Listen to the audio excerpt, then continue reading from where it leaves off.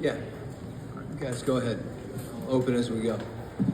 Hey Quinn, of course you can't really do as much as you would want during OTAs, but just what have you been able to observe about the guys that have been in the building? I think the most significant thing is that we've had everybody in the building, which is, I think, reflective of a level of enthusiasm and, a focus on using, all the time that we have, whether it be, the summertime, the preseason, and during the course of the year, whether it be games or practice, to get better. And I think that's, that period that we just concluded is reflective of that.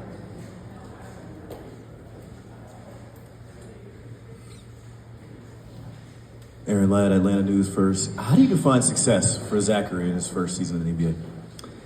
I think I define it for him the same way I would for our other guys. And really the trajectory of Zach's career, of Trey's career, it sounds a little counterintuitive because you have a veteran player, Bogey's career, all of our younger guys as well, whether it be Dyson, who's just with us.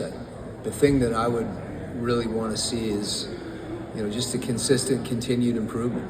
And I think in order to achieve that, adversity is really required. It's a part of the growth process.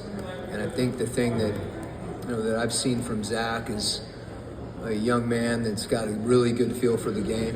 You can tell he has appreciation for every facet of the game, really, and I've seen a work ethic. And I think, that work ethic is something, foundationally that we want to be, part of the identity of our program. So to see him come in with that, and not to be afraid to fail, so to speak. I mean, for any rookie, whether you're the first pick or the 10th pick or the 28th pick, that's something I think that is essential.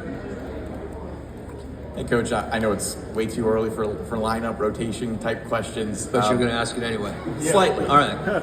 With just the fact that your front office trades away a starter for this team, how do you go about as the coach kind of managing that and determining those decisions of what you're going to do to replace a guy like that? Well, first, wish DeJounte all the best and what he gave to our program during the time he was here.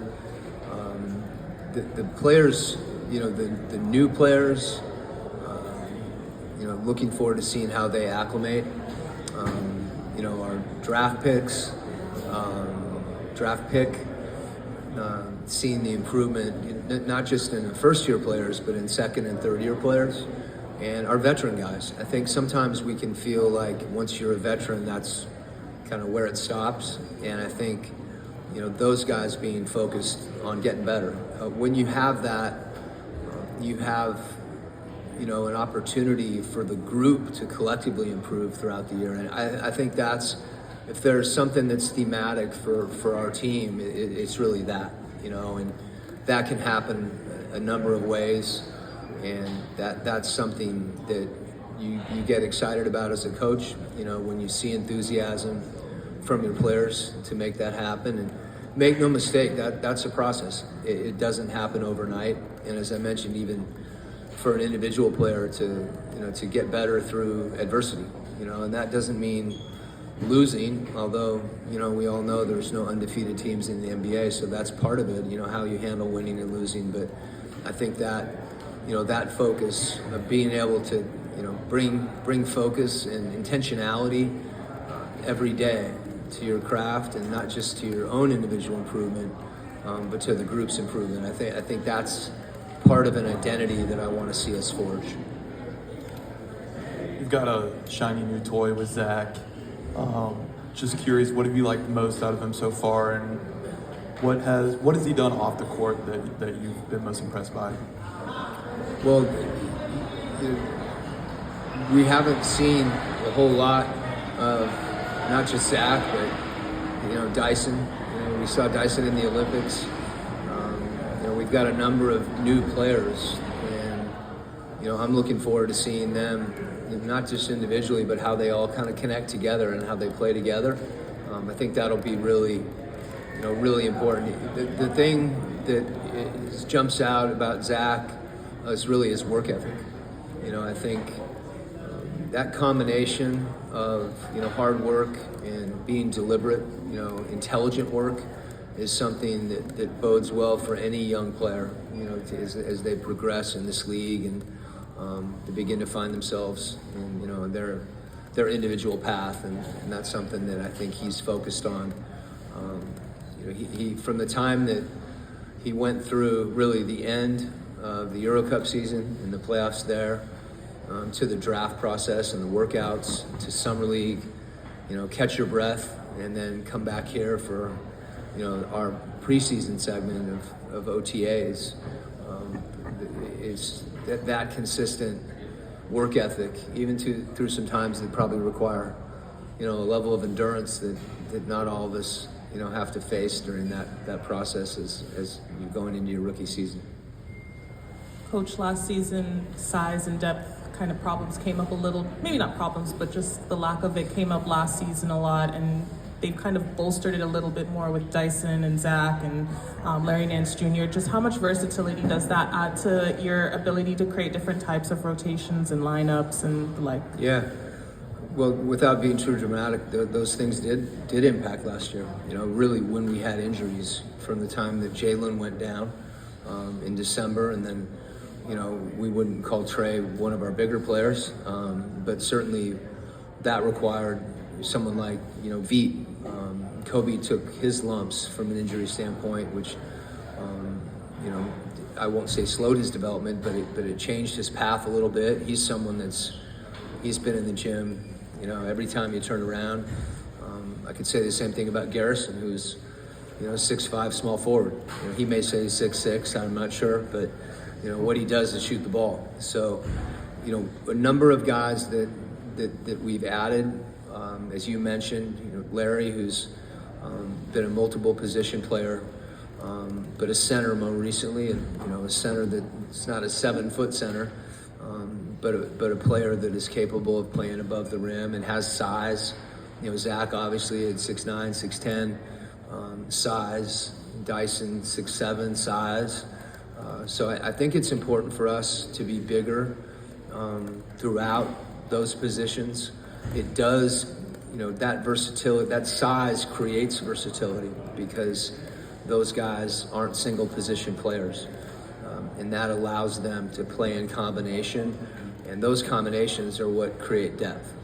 That versatility that guys bring when they have, size and length. And I'd like to see those players and others really complement each other. And that's something that when you have those opportunities is a really good thing and a productive thing. Good morning, Coach. Last year you shared some amazing insight on your process of adapting your offensive system toward the personnel on the roster. So with significant roster changes this offseason, what specific offensive concepts might need to adapt to maximize the abilities of those new players while also still carrying forward the things that went well? Yeah, I think, adaptation offensively is both individual players and putting them or trying to put them in positions where they can be most successful. And it's also a collective process. You mentioned a few principles. I think, there's an opportunity for us to play more with the pass. I think that has an impact on pace. The quickest way to get the ball across half court is to pass it across half court. That's not to say pushing it on the dribble isn't another way to do that. But we've seen, in a short period of time, not just willing passers, but good passers. And those things, have a way of connecting your team. And, it's not just versatility offensively, but it allows you to play in a way that is a little bit different than we played last year. I think that can be a real strength of this team. Hey, Coach, what ways are you looking for Jalen Johnson to improve this season?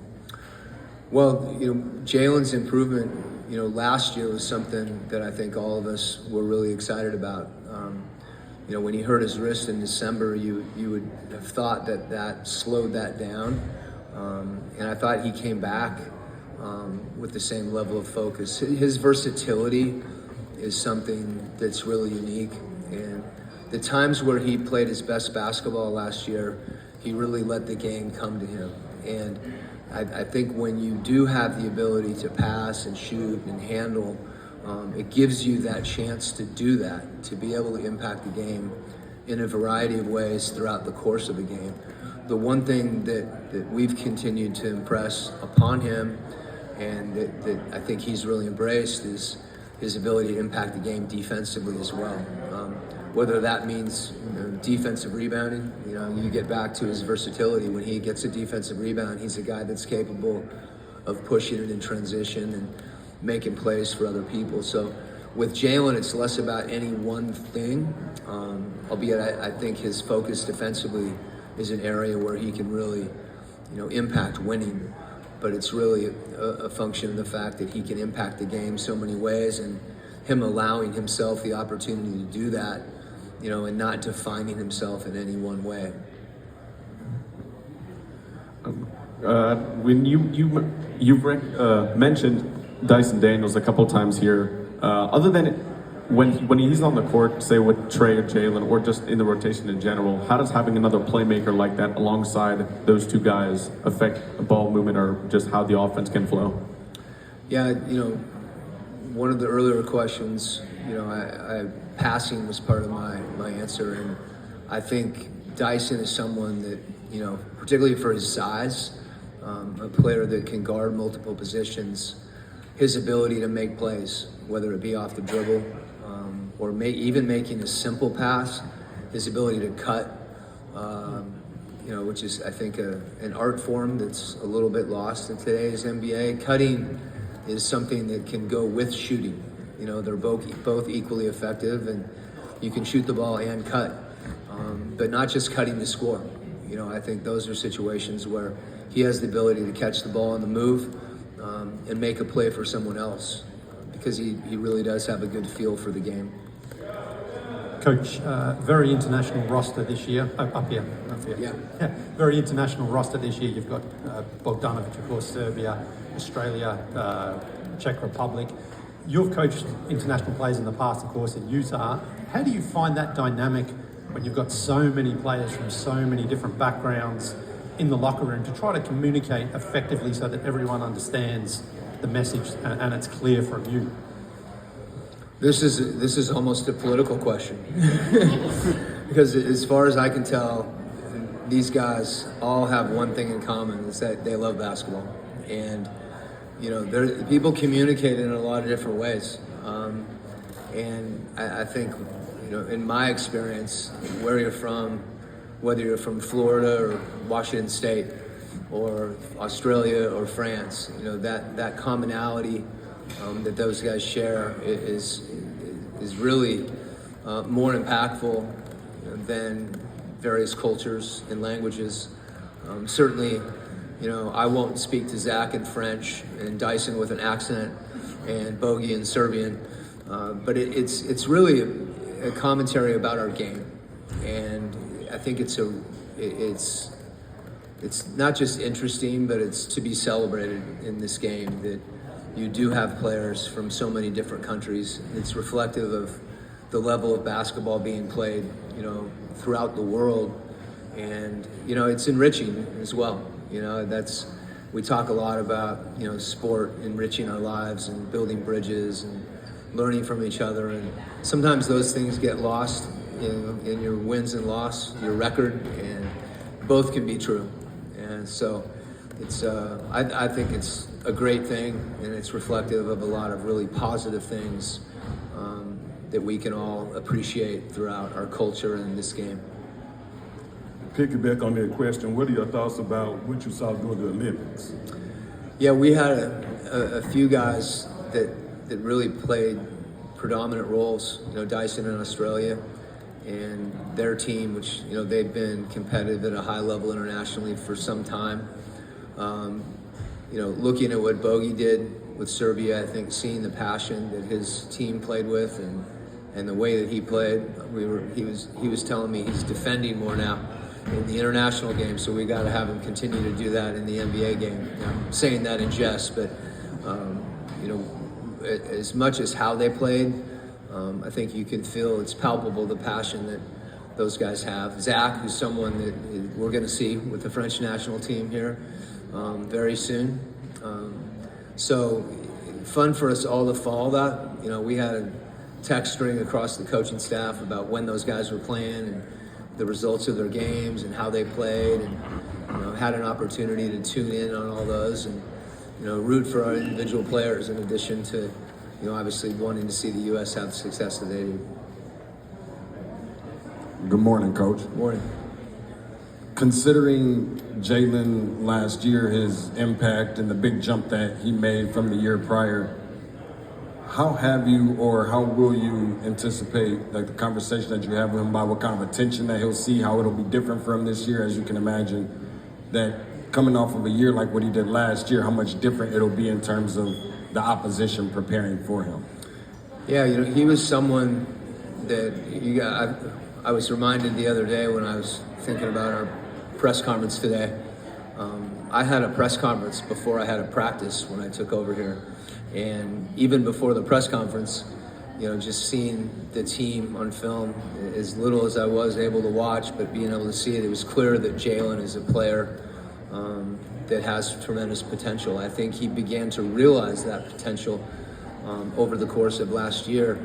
And, you know, front and center was just his work ethic, you know, his willingness and, you know, desire to be coached, and that coupled with a real intentional, focused approach to the game. And I think what you'll see as a player, although, you know, he's receiving more attention in a lot of different forms, the thing that he's done, it'll be more of a challenge, but one that I think that he'll, you know, adjust to, is maintaining that focus on his game, not just his game, but how he makes his teammates better. And I won't say shutting out that noise. Sometimes we hear a lot about that. It's more just processing your growth as a player. You know, it's a credit to him that he's getting some of that attention, but that doesn't necessarily have to be distracting. And I think as a young player in this league, his ability to maintain his focus and his work ethic and his intentionality, and see him continue to develop across a number of areas, there's more there. And, you know, no one more than him, you know, he's thirsty for improvement, and that's why we're talking about him. Yeah, welcome back, Coach. Thank you. In the small sample size we saw last year with Onyeka, when he actually ran with the starters, the numbers and the results were fairly positive. He's going into year 5 now. Is this finally the year that we see possibly Onyeka becoming a starter, or is that still Clint's job to lose? Well, you know, obviously we haven't started training camp yet. So talking about not just Onyeka, Clint, you know, Bogey, DeAndre, Dyson, Jalen, you can go through the whole list of who's starting. And I think the important thing, and you mentioned it at the beginning of the question, is how we're playing. You know, whether or not you're starting, probably more important than starting is finishing the game. And, you know, we're fortunate that we have some players where we're talking about this, right? Because that means we have some guys that are really good basketball players. And at various times, they've all shown that. And I think, you know, consistency of level of play is what we're looking for. Different guys are different in their impact on the game. They're different as far as combinations. And as you said, you know, at the beginning of the question, the sample size, there was a time when we didn't use that word. I don't know when it was, but everybody knows what sample size means now. So even coaches. So you know, I just want to see O continue to take strides, you know, and that's something that he's done. And, you know, there's an opportunity for him to do that, whether he's starting or coming off the bench or finishing. We have to be selfless as a group with respect to those things, because there's going to be times when it's unclear, you know, who's starting, playing, finishing, and you know, those decisions are imperfect. You do the best job you can with those things in mind. with respect to what allows you, the best opportunity to win a game. Hey, Coach. We saw some moves with the coaching staff, with Steve heading the Skyhawks and then Ryan coming up to the Hawks full time. Just wondering what went into that thought process to putting those guys in those positions. I think when Ryan and I first talked, he's someone that his experience is unique in that he's coached in the minor leagues before in Toronto. I'm someone, obviously you guys know, that has great respect for the international game. What people don't know about the international game is, as a coach, you're involved in the building process. When I say that, I think the way that relates to coaching is that you have a feel for how a team functions. And his time in London, the things that he was able to do there, the development that we saw, last year in College Park, that was something that I felt would happen. I didn't know the timeline on that. Steve is someone, Coach Cly, that has been with me longer than, he and Jeff Watkinson, those two guys,